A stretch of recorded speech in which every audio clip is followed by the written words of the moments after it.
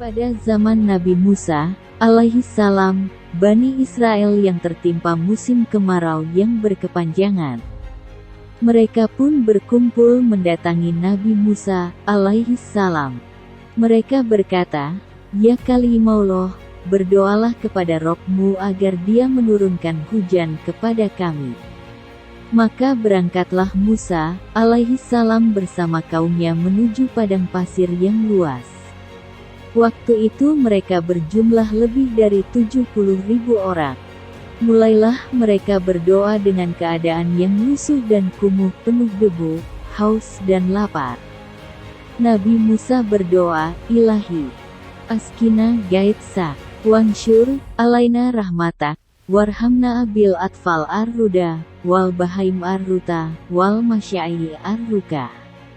Setelah itu langit tetap saja terang benderang, matahari pun bersinar makin kemilau. Artinya tanda-tanda hujan akan turun tidak terlihat sama sekali. Nabi Musa pun tidak putus asa. Kemudian Nabi Musa berdoa lagi, "Ilahi, askina." Allah pun berfirman kepada Nabi Musa, "Bagaimana aku akan menurunkan hujan kepada kalian sedangkan di antara kalian ada seorang hamba yang bermaksiat sejak 40 tahun yang lalu?" Kemudian Allah berkata, "Umumkanlah di hadapan manusia agar dia berdiri di hadapan kalian semua. Karena Dialah, aku tidak menurunkan hujan untuk kalian." Maka Musa pun berteriak kepada kaumnya, "Wahai hamba yang bermaksiat kepada Allah sejak 40 tahun, keluarlah ke hadapan kami, karena engkaulah hujan tak kunjung turun." Setelah Musa berkata demikian, ada seorang laki-laki yang gelisah melirik ke kanan dan kiri, maka tak seorang pun yang keluar untuk mengakui perbuatannya. Saat itu pula ia sadar kalau dirinya lah yang dimaksud oleh Allah Subhanahu wa Ta'ala. Dalam hati dia berkata, "Seandainya aku keluar ke hadapan manusia, maka akan terbuka rahasiaku. Kalau aku tidak berterus terang, maka hujan pun tidak akan turun."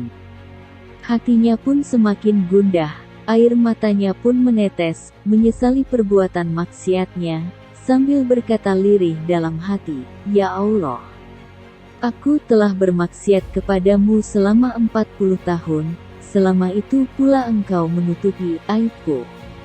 Sungguh sekarang aku bertaubat kepadamu, maka terimalah taubatku."